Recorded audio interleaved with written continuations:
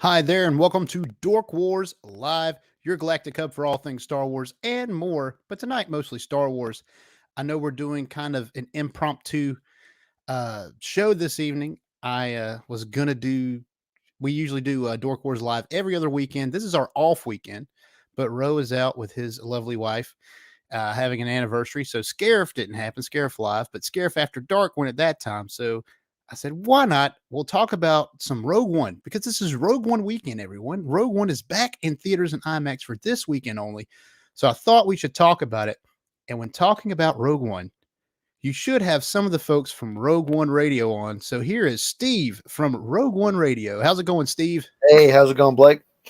Pretty good. Thanks for having me. Of course. And now I think I've completed the set. I've had DJ on my show, I've had Nicole on my show, and Yeah. now Steve. So I am pretty You had stoked about that. the whole crew. Oh, yeah, the whole crew. Their show comes on every Tuesday night. And that's at what time, Steve? That is at 8 p.m. Eastern. 8 p.m. Eastern time. And I always join from the truck. I have to listen. I don't get to comment as much as I like to. You guys help me on my ride home from work. Let's look at the chat. We got a good, healthy chat room. Lunar Girl, the Hectolorian, Steve Long, welcome all. Hope you guys enjoy. So before we get into our main stuff, let's talk about some news. Now hear this. Now hear this! Now hear this! Now you hear this, whoever you are.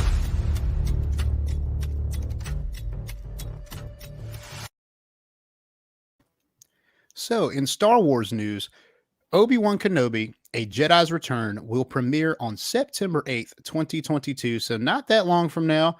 I believe that is in about a week and a half. Yep. Yeah.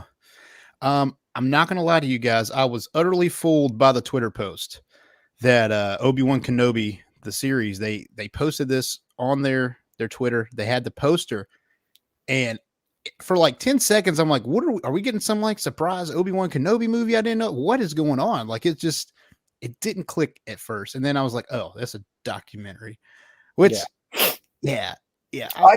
I kind of expected it because every one of the Star Wars Disney Plus shows have had like this look behind the scenes kind of thing come after I mean, they've done it with Mandalorian, they did it with Boba Fett. Right. So not too surprising to see it, but still glad to see it. Yeah. Oh, I can't wait to watch, but I really did think right at first that, man, there's something they didn't give us.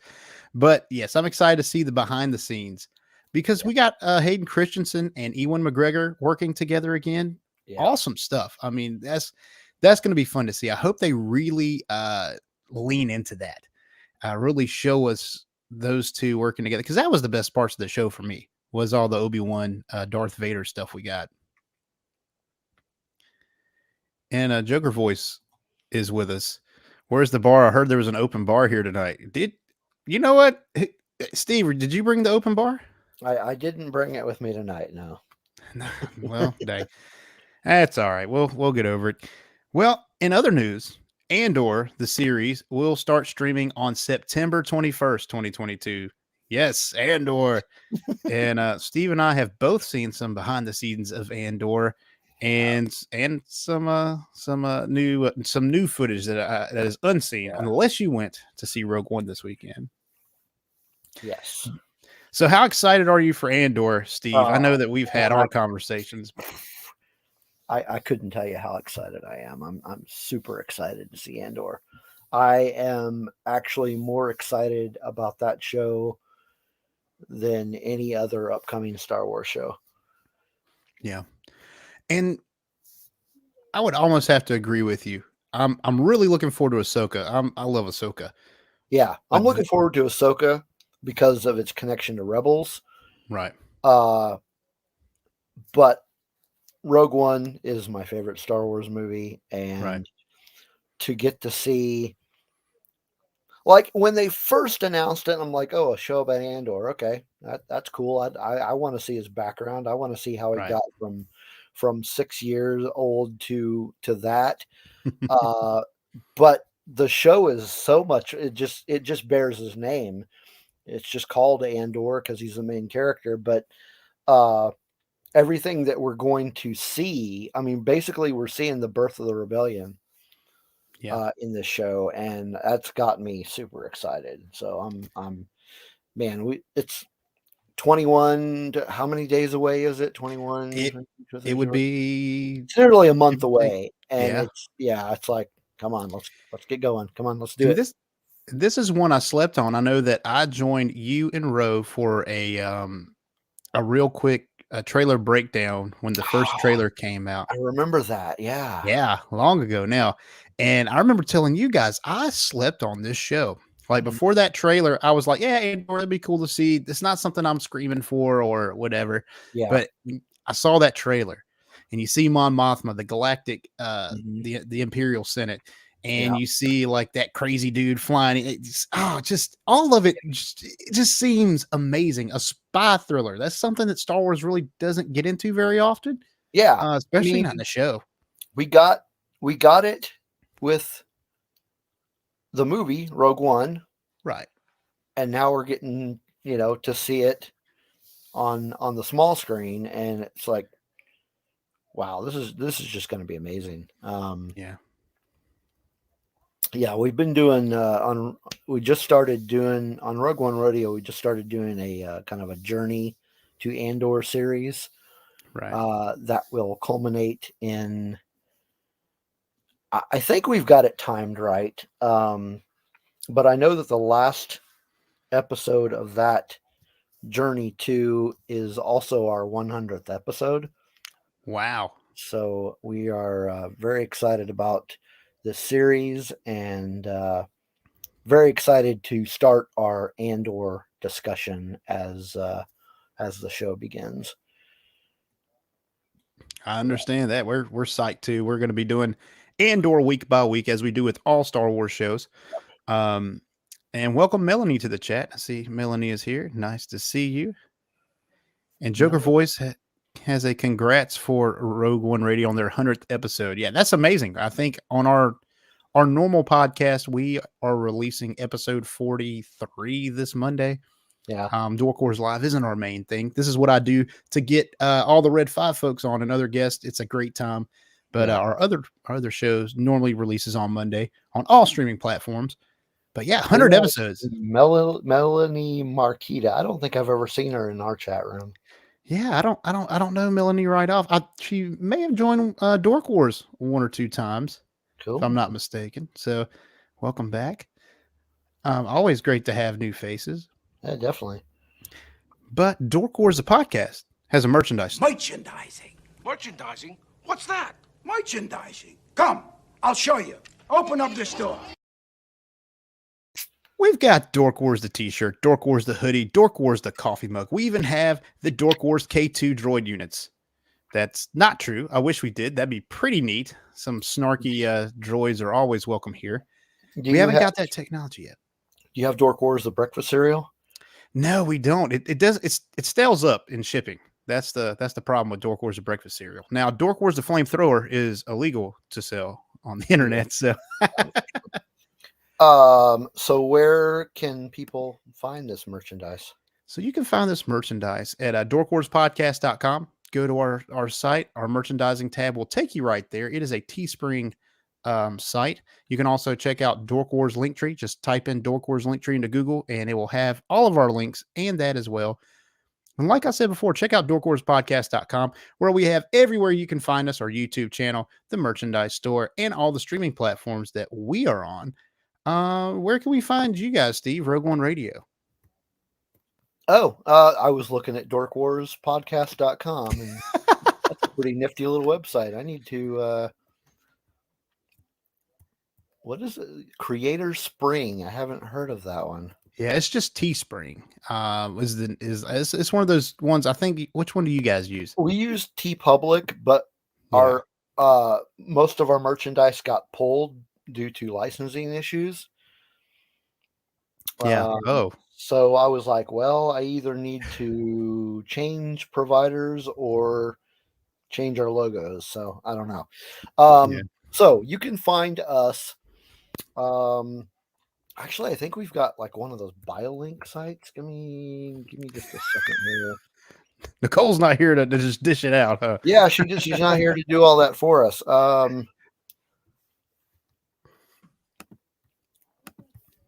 Stand by, talk amongst yourselves.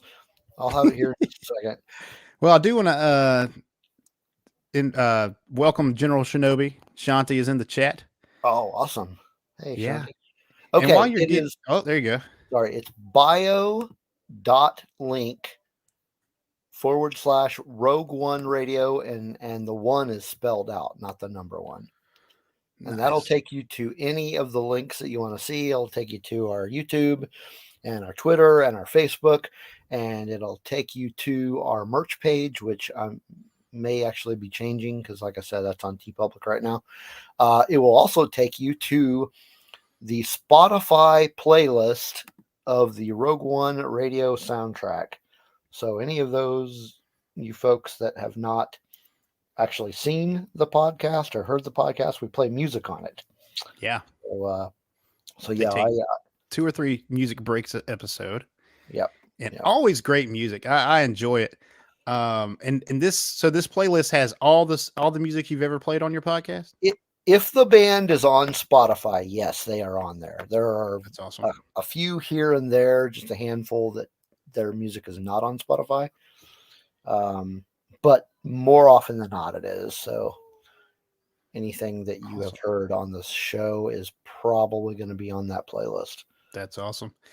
And Shanti has a good point. You should please hit that like button for Dork Wars, the podcast, for Rogue One Radio.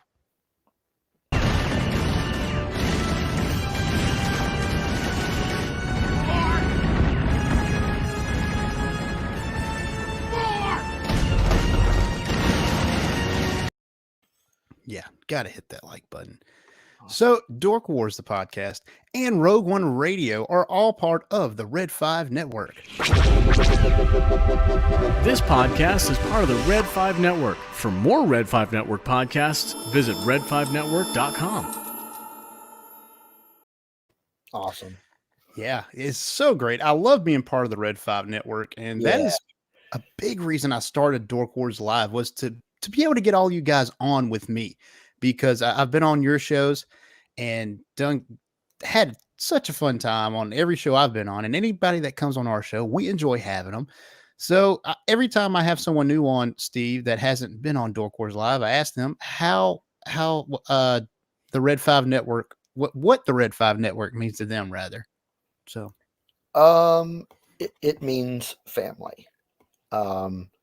These people, these folks that are in the Red 5 Network, really, they keep you motivated. And I mean, there have been times when I wanted to quit, but they're always there for you.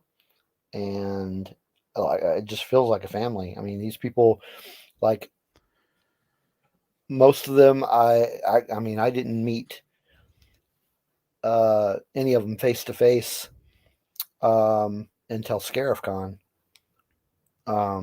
But even without meeting them face to face, feel like you already know them. yeah. Now, I actually did meet Ro before Scarif Con. I flew up to Chicago. I used to live in Oklahoma, and I flew up to Chicago one weekend to go see a concert. And I met up with Ro and hung out with him for a little while he was doing some news stuff. But I am not in Oklahoma anymore. I'm actually closer to that area. I live in Michigan now. And yeah, so I just drove down for Scarif Con. It's only like a 3-hour drive. So, but yeah, getting to meet all those people, it was just like further solidified how that family dynamic. Oh, yeah. Great people. All great people. I love getting into the chat every day and just seeing all the craziness. It's nuts in there. But at the same time, like you said, you get inspired. I mean, Yeah. just all these people, they care about you. We're not just great podcasters. We are all great podcasters. Yeah. And they're always there to help you. Like if you've got a question about really anything, there's somebody in that network that has the answer for you. That's right. That's right. We're all great podcasters, and we're all great people as well. So it's always fun. and coffee and the coffee. Coffee, yes, coffee is important. Coffee is important. But Before we get to our nice main topic, Mountain Dew will do too. Before we get to our main topic, though, I do want to like point out something that I didn't know this week. I posted. I'm going to show you guys a TikTok video that I made this week about Kylo Ren and another rebel from A New Hope. So here you go. All right, Star Wars fans, I'm going to need you to stick with me through this crazy Star Wars theory. So in the scene before the trench run, the rebels are talking about their plan to take down the Death Star. And there is this guy sitting beside Luke Skywalker. And he looks rather similar to someone else we know in the Star Wars universe. Tell me you don't see the resemblance. Han, I think you might need a DNA test, buddy. Yeah, he does look quite a bit like Kylo Ren. We were I was watching A New Hope with my son this week, and he is turning 2 this September. But still, I mean, I put on Star Wars, and he is glued to the TV. If Darth Vader comes on, he's like Vader, Vader, Vader, Vader. It's cool. Yeah. But I was watching, and that scene comes up, and you see him for a moment. I'm like, wait a minute. I said, that guy looks like Kylo Ren. So I had to make I made a little comparison video, and I posted on our social medias with the picture of them kind of side by side. And I found out through several different people that guy is actually Wedge Antilles. That was the first actor that was brought on to play him. Yeah. And then apparently he did that scene so terribly he couldn't remember. He couldn't remember his like one line in that scene, and they fired him after recording that and just never redid the scene with God, I can't think of his name right now. The guy that plays Wedge Antilles from then on, even in A New Hope. Gosh, now it's going to and also he was in the Dennis Lawson. Yes, Dennis Lawson. And I think he's also Ewan McGregor's uncle, if I'm not mistaken. I think you're right. Yeah. So, welcome DJ to the chat. DJ is here. Just got home. What's up, cousin DJ? That's an inside joke. He's not really my cousin, but DJ might as well be. Thanks, dude. Just a few moments too late. But yes. So I found out there's this whole thing about fake Wedge that I've never heard before. Like I thought I was up on all the Star Wars theories and such, and I was wrong. I didn't know about fake Wedge. I know about like Too Tall Luke, but I don't know about fake. I didn't know about fake Wedge. But yeah. So just some fun that we have on the Dork Wars TikTok. So go check that out too. Dork Wars podcast TikTok. It's a lot of fun. I post a lot on there. When I can. I need to get my old series. I had an Ask Yoda series where people would ask Yoda questions and he would answer those questions on TikTok. I haven't done that in a while, but I'm thinking about bringing it back. So bring us your questions there too. But moving on now, we are talking Rogue One tonight because it is Rogue One weekend, folks. Punch it!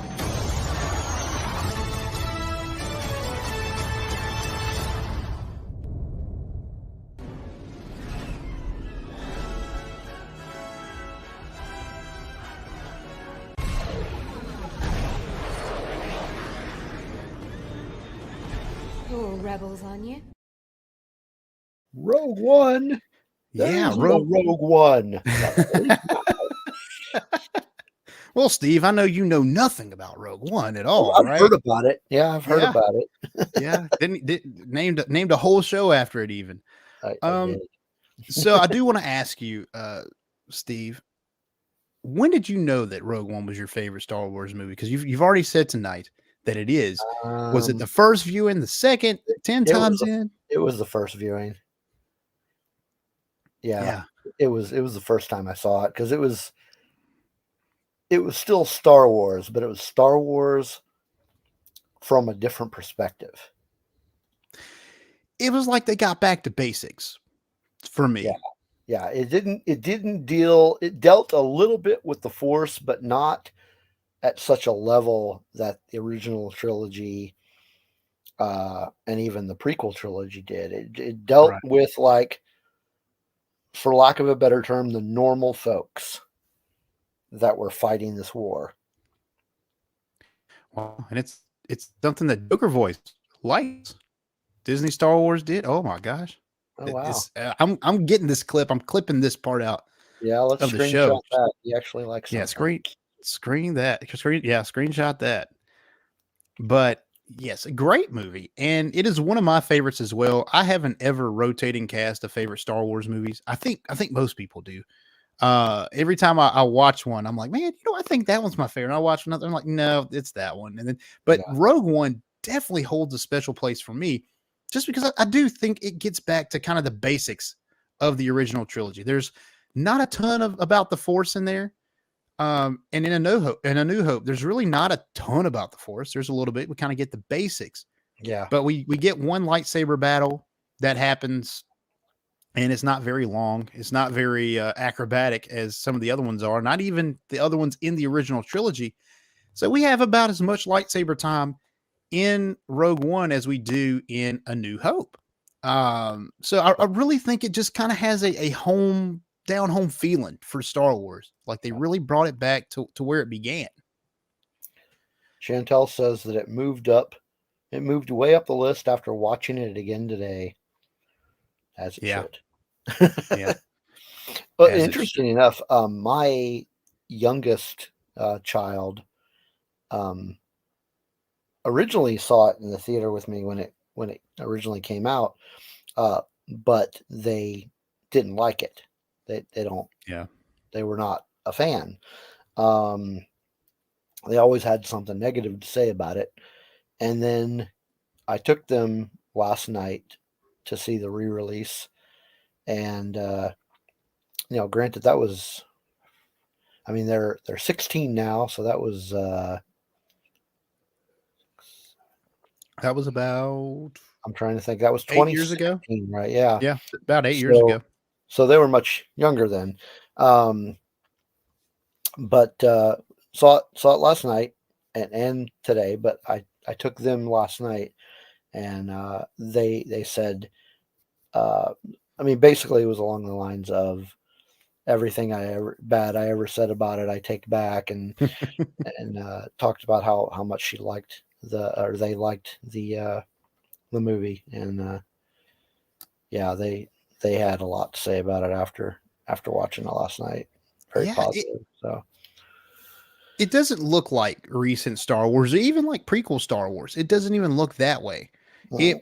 It really looks OT like. It just in the way they did it. I know it looks a lot more polished, of course. yeah, It was made in 2016, or was it? It was 16, or was it was 6 years ago. It was 16. Yeah. I don't know why I was thinking it was 2014, but yeah, it was 2016.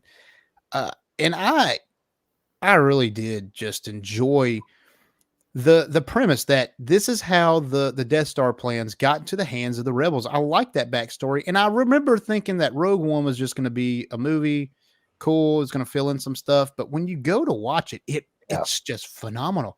Melanie agree, says, Melanie. apart from being a great Star Wars movie, it's a great war movie. It So really is. you brought up a very good point, and I think the very first time that I was on Scarif with Ro and Brad, this was back right after we had joined the network, and I'm pretty sure that Chantel was not part of the show yet, and this was back when my son Joey was the co-host. So this even predates DJ, and but not by much with DJ, because DJ came along pretty.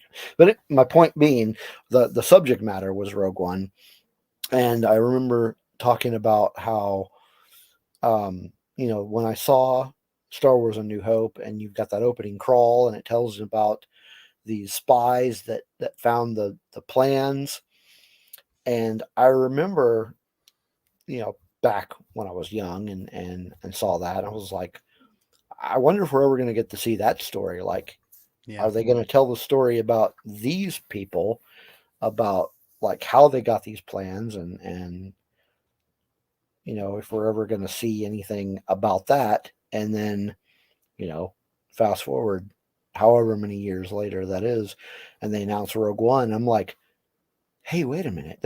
We're going to get to see that story. That's what we wanted. Yeah, that's what we've been wanting this whole time. Now the next story I want to see is the many Bothans that died to get the next set of plans. We need that story too. Yeah. See,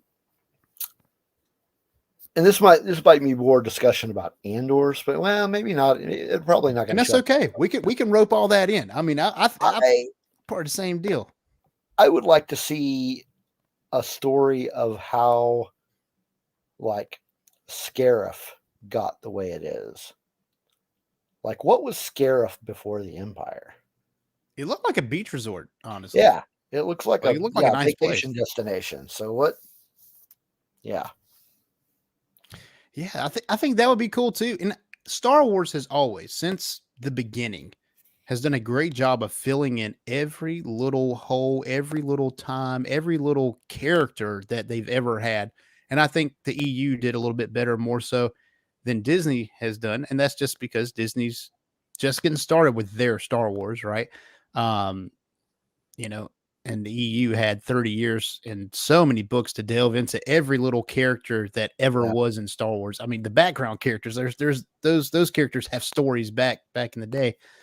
But Star Wars has always done a great job of kind of giving us stories behind the main stories. And that's what Rogue One was. And it's a story that I believe at the time that it was released, everyone was like, oh, cool, that'd be a cool movie to see. And then you go in there, and I remember at the time, everyone was telling, I didn't see it like the opening weekend or anything. I think I saw it maybe the third weekend it was out in the theater. And I had everybody, Blake, you have to go see Rogue One. And then they would be talking to me like, you haven't seen Rogue One? Like, it was like Star Wars rekindled. Like it really brought Star Wars back for a lot of people, I think. I remember when they first started announcing it, and it was like, okay, that's cool. We're going to get to see that story. But also something that got me excited about it. And so Chantel, I know you're not a fan of this character, but I was excited that we were going to get a live action Saw Gerrera. Yeah. Because he was a really cool character from the Clone Wars. Right. And I was like, man, that's cool. We're going to get to see a live action Saw Gerrera and Forrest Whitaker playing him. That's going to be amazing. Yeah. And that's one of the first times that I think we got like a real like A-list player in the Star Wars universe, right? Like Forrest Whitaker is pretty big actor. So that's kind of like it's kind of the first of many now A-listers that have joined Star Wars. What's going on, Andrew? Good to see you in the chat, sir. Hey, Andrew. Yeah, you're right. That was a pretty big name for such a, at the time, thought it was going to be a small movie. I'm like, okay. Right. And I like Saw Gerrera. I don't love Saw. I think he's great. In Clone Wars, he's great. I like the idea of Saw. I don't know if I like Saw as much as other people do. I'm kind of here or there on him. But in Rogue One, I really enjoy his character. He plays his part well. He is, oh my gosh. And yes, Joker Voice, you are correct. Peter Cushing and Oscar-winning Sir Alec Guinness. You are correct. But I'm talking about like new Star Wars, you know? Yeah. I mean, I guess you could probably count Liam Neeson. But he wasn't that big at the time Phantom Menace came out. He wasn't huge. Yeah.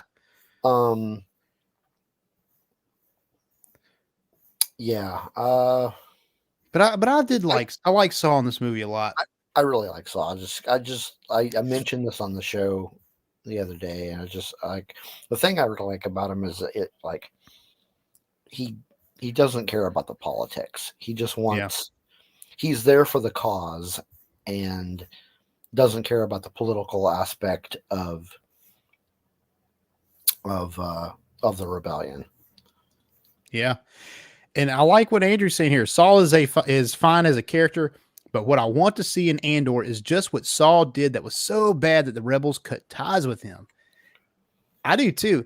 And I've always thought of Saw as kind of like a reverse Vader. Like when we see him in Rogue One, he's Oh, there's a lot of yeah. machine there. There's a Well, lot of machine. he's been at war for a long time, and Yeah. we're talking. He started fighting war in the Clone Wars, so you're talking essentially almost 20 years of Yeah. fighting Nonstop. So it takes a toll on a person. I mean, he Yeah. lost both his feet, and I remember Jay, my child, was asking me, why does he have breathing problems? I'm like, well, he's been at war for 20 years, and it's taken a toll on his body.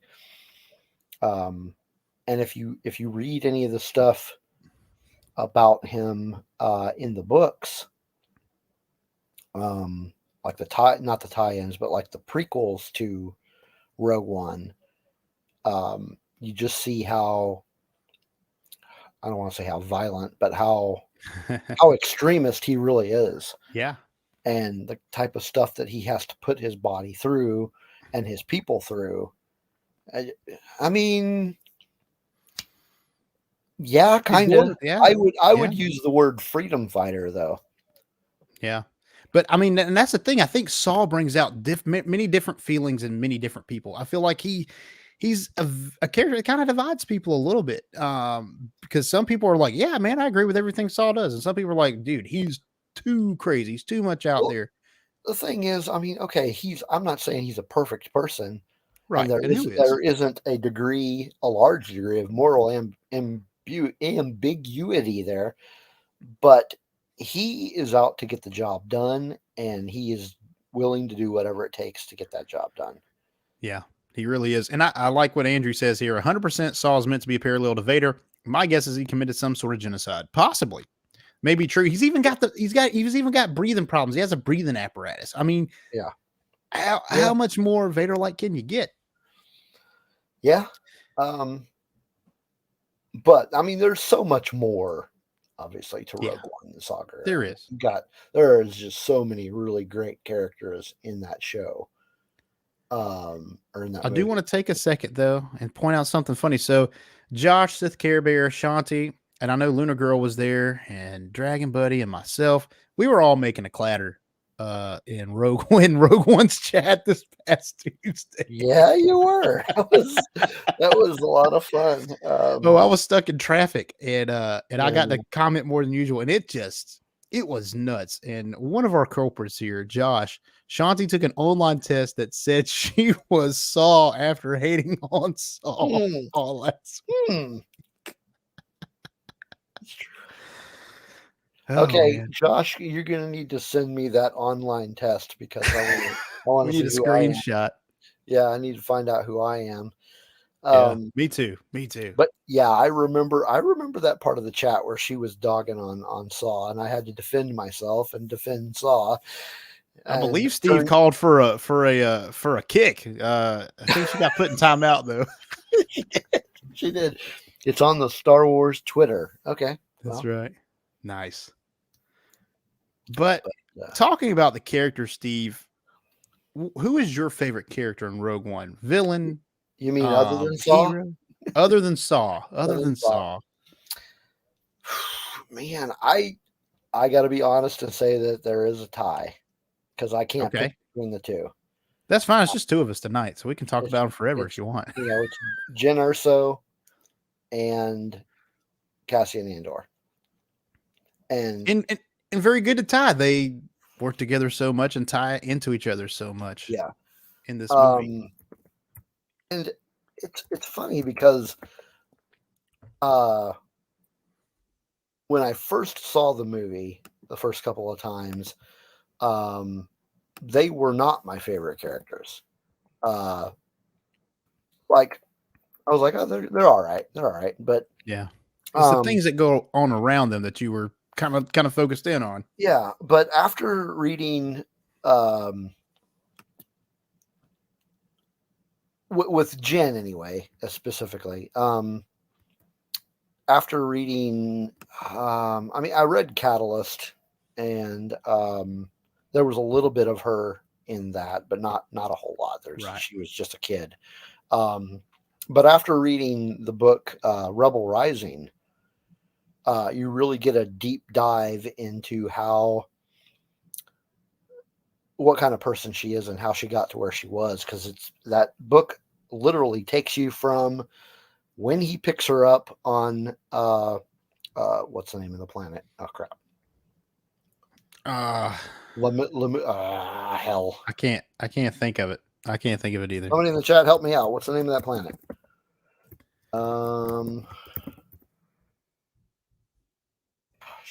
What's the name of that?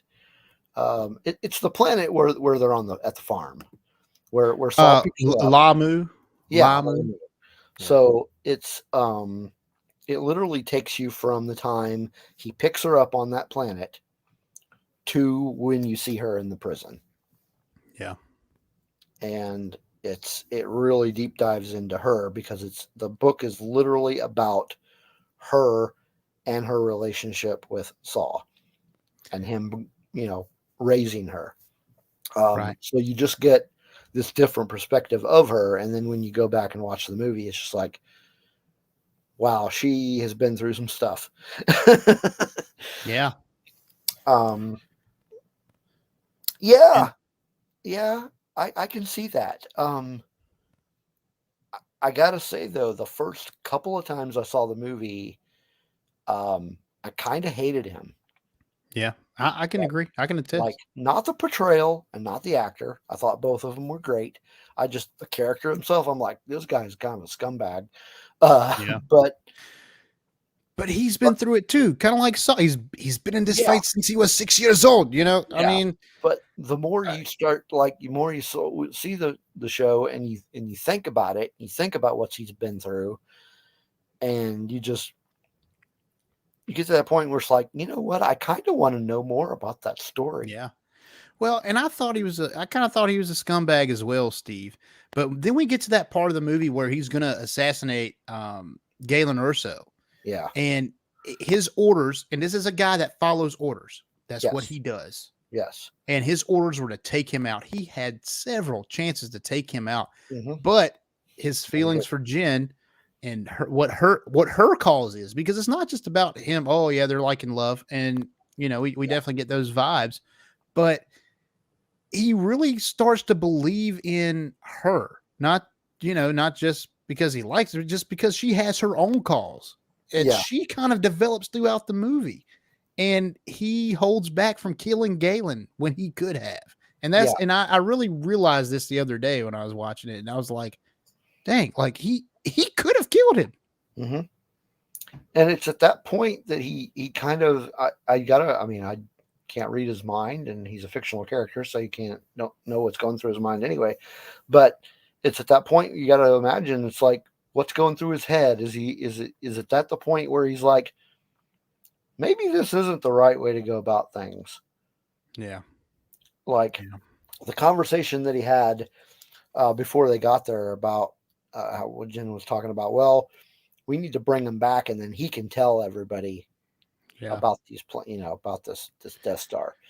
Right. And so I wonder if at that point he's like, well, maybe if we kept him alive, he could change the way, change the course of the war. Right. And I like the Galen Erso character as well.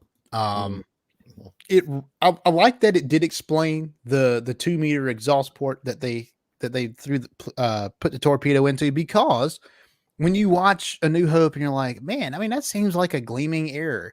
It wasn't a gleaming error. It was designed. On purpose. Yeah. It was on purpose. And I think that was some clarification that really kind of I'm not going to say it shocked fans, but it was like, yes, that's what I want out of movies like this, is to kind of fill in some of those plot holes, because it's like, do you think people who are building this Death Star for the Empire are going to miss that? No, they're not, but they put that in there so it could be destroyed. Yeah. That's one of my favorite things about this movie. Yeah. Is Galen Erso. Galen's a pretty complex character too. He is. And I haven't read Rebels Rising. Now or Catalyst. Really, I need to go back and read those You books. really need to read them.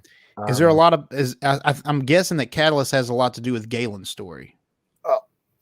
Catalyst has a lot to do with Galen and Lyra and Krennic.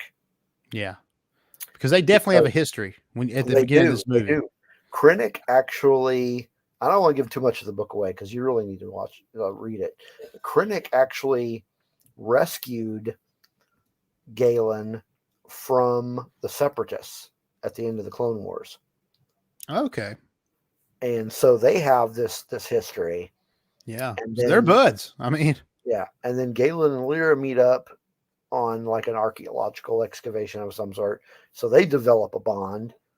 But then all three of them kind of develop this bond. But then Lyra starts to like realize this guy's kind of nasty. Yeah, there's something about he's it. got some motives that are not good. And so it's their relationship. And then the book ends with them leaving and going to that planet. Yeah. But yeah, definitely a good book. It's James Luceno, I think. Nice. I think that's who wrote it. But I would suggest really reading either one of them. Yeah. And I can really agree with this, Shanti. All the characters are great. I really enjoy, I mean, everybody, all the heroes, all the villains, everyone does a great job. The acting is phenomenal. The characters are phenomenal. And two characters I want to talk about real quick is Chirrut and or Chirrut. I say Chirrut and Baze. Baze, yeah. I like the Force mysticism we get here. And I know we talk about that Chirrut doesn't really have like Force abilities. Right. But he's tuned into it. But he is tuned into the Force. I feel like he's like developed that all on his own. Like he could, and I always thought that he really couldn't use the Force. Right. But after watching I hadn't seen it in a while since I saw it the other day in the IMAX, and watching it and having, like, he knew that Jen had that kyber crystal on her neck. Yeah. And there's no other way he could have known that, because I know that like when he's fighting and stuff, you can tell like he uses his hearing and things like that. Like you can explain all that, but yeah, how did he very well tuned? Yeah. He could feel that kyber crystal around her neck. Yeah. But that just, proves the idea that the Force is around everything. Right. And that all you have to do is more or less believe that it's there, and you can tune your mind and body to kind of interact with it. Right. Even if you're not a Jedi. Andrew, before I talk more about Chirrut, because I'm coming back to him. No love for the Boar Gullet. He knows the truth. I thought that was one thing in this movie after on rewatch that was like, I don't know, that's just a little dumb to me. I didn't care for the Boar Gullet myself. Yeah. I didn't care for it. What's your thoughts on the Boar Gullet? I'm ambivalent. Yeah. I could take him or leave him. But that being said, I would really like to see more exploration of that little base where they were at. I do think that scene does a great job of kind of showing how far that Saul has come. Like you may be telling me the truth, and that's great, but you're going to lose your mind over it. Yeah. Like it's kind of a steep price. Yes. Boar Gullet, a Star Wars story. I like it. Maybe we'll be having Boar Gullet weekend this time next year. There you go. But I just, I love Chirrut. Like Shanti said, this was a funny line. Oh my God. I was cracking up when they put the bag over his head. He said, "Are you kidding me? I'm blind." Yeah. It was that was some good humor. And it wasn't overly goofy humor. Like it was very in the moment it fit. I know some Star Wars humor, especially the sequel trilogy, is really out of place. One that always comes to mind is Poe Dameron telling General Hux a Yo Mama joke at the beginning of the Last Jedi. That was yeah. a weird.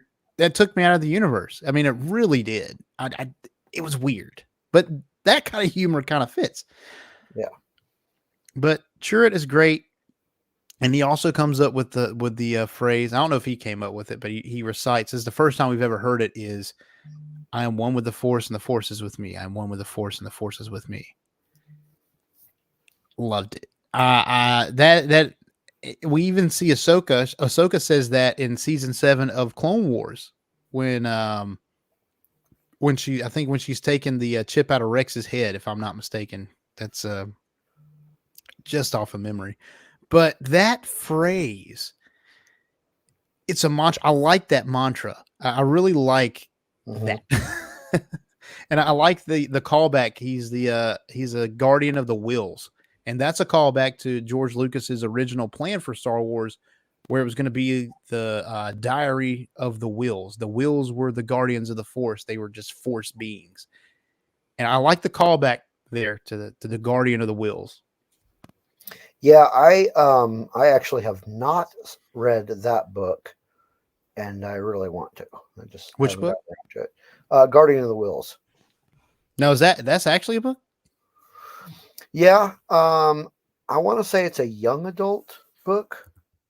Okay, I haven't heard. I know that was the original name for like Star Wars was going to be the Diary of the Wills or something like that. Yeah, it's a book written by Greg Rucka. Okay, I'm gonna have to check that out too. And yes, Blue, we are talking about the blind guy. Love that guy. But just great characters all around. I'm trying to think of any more. I like seeing Mon Mothma. We get Jimmy Schmitz as Bail Organa. The great cameos Blue all is around. by the way. Yeah, I do know that for all of those who don't know, Blue is Steve's son. Regularly on Rogue One Radio's chat. Yeah. Great times. Glad you're here, Blue. Thank you very much for joining us. But and the villains. The villains are great. Krennic is amazing as a villain. I really like his drive. He's really got like that middle manager kind of feel to him. Like he put all this work into the Death Star, even though, I mean, it wasn't his baby. I mean, it's really Galen's baby, if you think about it.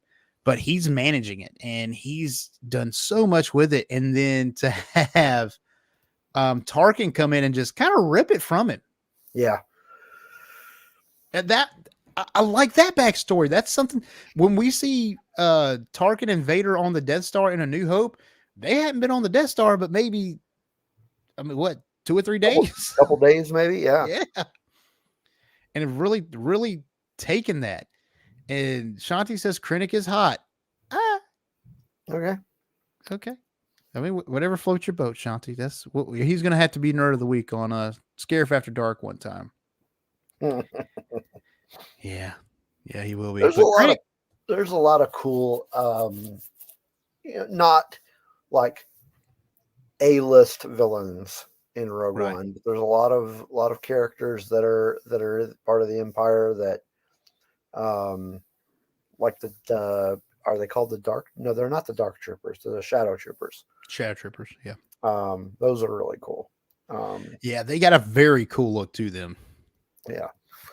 And then you just a lot of different characters that you see that you hadn't seen before. Like on Scarif, you got the guy that Jen is dressed up as when they take them out. I don't even know who that is or what type of character that is. Don't know. They don't really explain it too much, and they will at some point, I'm sure. At some point, yeah. Yeah, when Bail Organa says I would trust her with my life, I teared up too. Yeah. And this was on the heels of Carrie Fisher's death. this movie, if I'm Was not it? mistaken. I think Um, she had just passed away when this came out, because that when they dubbed her face in, I believe Billy Lord played Leia, and they kind of CGI'd her face. She had just passed away when this movie came out. yeah, you're right. Actually, she died on December 27th, and Rogue One premiered on December 16th. So she Yeah. actually died just shortly after this movie came out. Right. So when I saw the movie, she had just passed away when I'd seen it. And I remember I got all in my feels about it. I mean, it was, Yeah. oh man. And the CGI, and this is like the first time that I'd seen CGI to this effect, to bring back characters who were either dead or just a lot older when the Yeah. movie was filmed. That's what's being talked about in the chat here. And Shanti thinks the CGI was better on Tarkin than Leia. I agree. It was, and I think they did that because he is in the movie way more than Leia was. They did keep him out a lot of the time, but he was definitely in it a lot more than Leia. So, yeah, so Blue just said that Tarkin is a better character than people give him credit for, and I completely agree. I mean, you get to see a lot more of his character in the show Clone Wars. Yes. And then I believe, if I'm not mistaken, the Tarkin novel is still considered canon. I think so. Um, Tarkin is one of the only characters who's ever been able to rein in Darth Vader. Yeah. When Carrie Fisher, excuse me, when Princess Leia, I guess same thing. When Princess Leia is on the Death Star and he says, "Oh, I knew I would find you holding Vader's leash," like that Yeah. insinuates that he's got a hold on Vader. I mean, that's a bad dude. You bring up an interesting point, but that also tells me that Leia knew who Vader was, because I thought I had read somewhere that he was more of a at that point he was more of a somebody's imagination. Like you keep hearing about, it's almost like they keep hearing about this character, but does he really exist? Is he really there? And at that point it's like the Jedi. The Jedi are a myth by the time. But Leia knew that Vader was a thing. But even when she first ran into him, only you would be so bold, Right. So she obviously knew who he was. But you're right. It's Tarkin is definitely a character who that's a good point. Galactic urban legend. That's what. Yeah. That's cool. That's what I thought. I want to steal that, Blue. I'm sorry. I'm going to steal that. We'll say that from now on. But Tarkin is definitely, you're right. He's definitely a character that, I mean, you got to give him credit. He can rein Vader in, but he's kind of a genius. He is. He's a military genius, like politically, militarily. I mean, yeah. I mean, you see him in Clone Wars. He's already by that point he's a great military leader. And then as time progresses, I mean, he becomes a Grand Moff. Right. And they're always calling him governor, so that insinuates that he basically controls a planet. Yeah. Or multiple, or a system, even. Or a system, or a system. Because a Moff, I believe, controls a planet, but a Grand Moff controls a system. I think you're right. But that's another book that I have not read. I've not read the Tarkin novel, but I want to. Fact of the matter is that Tarkin looked high def when he wasn't original. I bet you. I'm sure Nicole has it. I'm sure she does. She's got a vast library of Star Wars books, and there's so many. Like, it's gonna be a long time before I catch up. Yeah, I'm way too far behind. I'll never catch up. Yeah. And now, speaking of Vader, I know we were talking about Vader a little bit earlier, just and mentioned in this movie, he is prime Oh man. from every. I mean, we get maybe 5 minutes collectively of Vader, If that, yeah. if that. It might be 3. We get to see it. We get to see his castle. Yeah, first We time get to ever. we get to see him in the back to tank. And then we see him basically just maul through a bunch of rebels. Yeah, and that. Oh my gosh, Man, we were never able to see Vader in his prime the way we were when Yeah. Rogue One came out, because at the end of Revenge of the Sith, obviously he was, in a he couldn't, like, when he got in the suit, that's the end of the movie. So didn't really get to see much Darth Vader action other than, his fleshly body. right. But watching him just destroy those rebels was fantastic.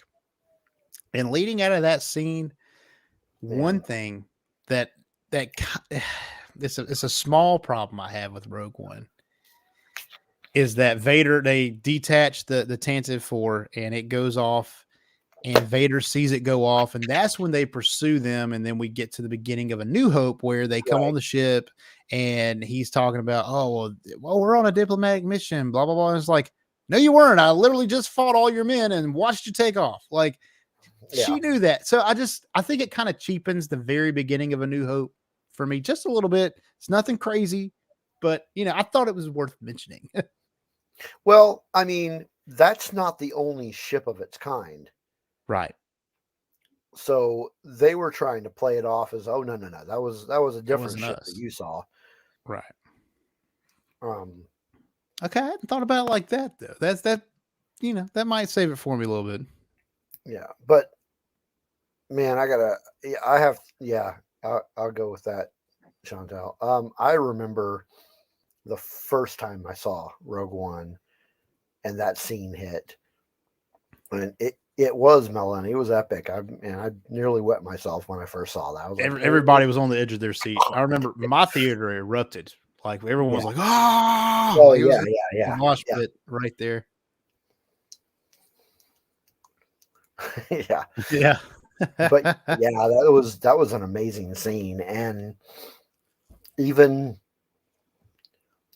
today when I went and saw it again, I was having this conversation with Jay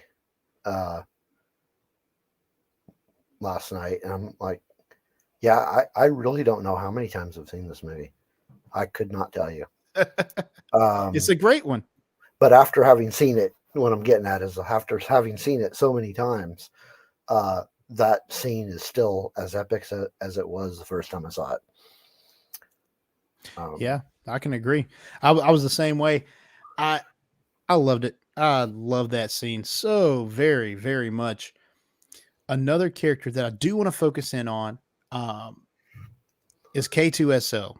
Oh, can't forget K2, man. Cannot. He is awesome. He's not just a comic relief, but he is a force to be reckoned with. Yeah. Just his whole presence in the movie has such weight to it. And he is the funniest droid I think I've ever seen. He's great. And we Alan Tudyk did such a great job with that character. And he's really dry. Like, it's not just haha fun. It's all dry humor. Like, when he comes to save Cassian and Jen on Jeddah, and he's sitting there and he's saying, I thought I told you to stay on the ship, blah, blah, blah, blah, blah. He gets the grenade, throws it back at the guys, like, oh, you're right. I should have stayed on the ship. Like, like, you're so cheeky, but you're funny. Oh my gosh. Yeah, he's and when what's really funny is you see that scene where he slaps Cassian. Yeah. And shortly after that whole rescue, yeah, and then it almost looked, if you're watching Cassian, if you're paying more attention to Cassian during that scene, you can almost see that he's laughing. Yeah. Because he's like covering his mouth. Yeah. and it's like he's about to crack up. Yeah, I Uh, bet. There's plenty more where that came from. Like, it's just a funny KTSO's line. presence was kind of jarring when compared to the rest of the movie. I think he fit right in. I think he was much needed to kind of. It's a very serious movie. Rogue One is a heavy movie. Mm-hmm. Jin is a very serious character. No comedy. Cassian is a very serious character. Yeah. And K2SO, while being a force to be reckoned with, and he brings the humor that is needed. Lightens it a little bit, yeah. He lightens it a little bit, but not to a point where it's overdone. You know, kind of like there's no Yo Mama joke with K2SO, Right. like there is with old Poe Dameron. But I think it's dry enough where it's not like taking you out of the element. I know anyone that's Marvel in here, if you've seen Thor: Love and Thunder, I think that the comedy in that is just a little much, you know, for me. And it's not dry humor. It's just very kind of funny quips and things that are funny when they shouldn't be. But K2SOs are very, very it's dry. It's dry. And the dryness is what makes it kind of fit in. Yeah. And just the fact that he's not your standard droid. He's actually an Imperial droid that we never got to see before, a type of droid. And that, I mean, I don't know if we're going to get it in Andor, but yeah, I would like to see, how did he get him? How did he? I think it'll be in there. I think that's a big plot point for Andor's character, because not only is K2SO, he is a good droid now. He's with the rebels, but he is very loyal to Cassian. See, now here's Blue's comment here. I understand where he's coming from. Right. But I don't think it takes away from the film. I think, like I said, it lightens it just enough because, you're sitting through this movie and it's like, man, this is some deep stuff. It's deep. Yeah. And you need that. You need that dryness, that humor that he brings, just to kind of pull you out of like despair, almost depression. Yeah. Yeah. Because I mean, when it's all said and done, as much as great as the movie is, and it's a great movie, it's a depressing movie. I mean, all the main characters die. They set out what they were going to do, and they got done what they wanted to do, but gosh, at what a price.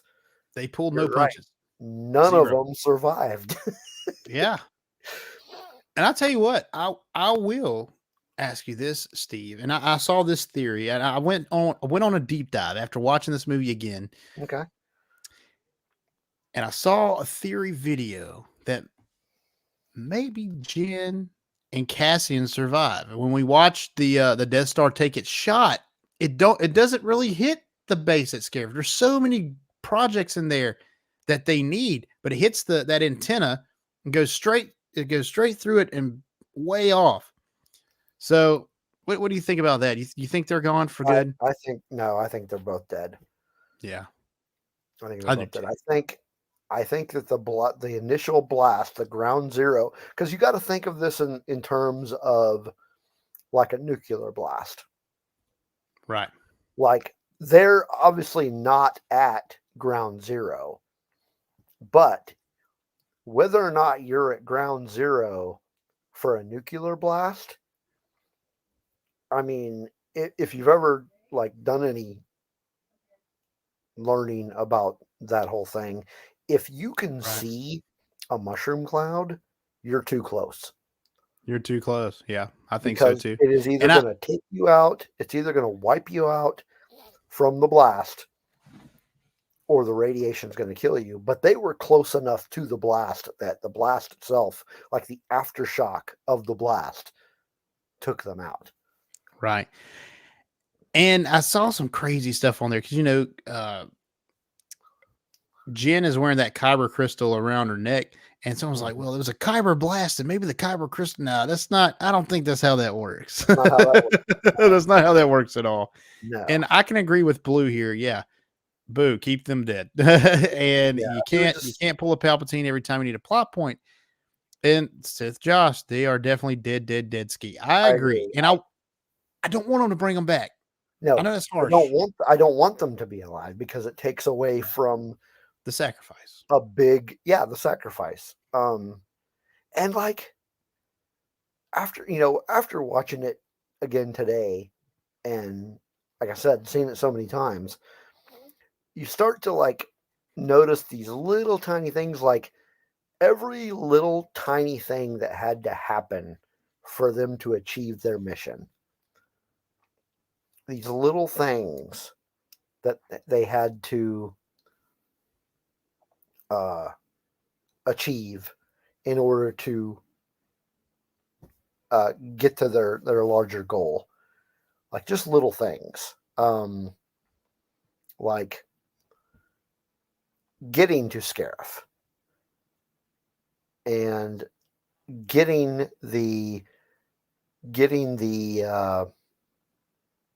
starship that would take them there, like just these little things and it had the code. It already had the code in it that would get them through the gate. I already had the code. Right. They were on the platform that was being bombed by the rebellion. Both of them were, but they made it through. Right. So somehow they made it through when, I mean, Jen wasn't that terribly far from Galen when that blast hit. He died. She did not. Something was looking out for these cast of characters. Yeah. They had to get to that end point. And I mean, obviously it's fictional. It's all plot points.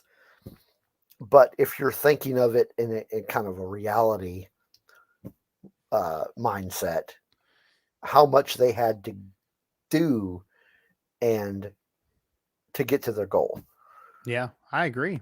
And like I said, keep them dead. I think it keeps it keeps everything in perspective. Like they had to they were trapped. I mean, there's no way getting out of that. Yeah. Yeah.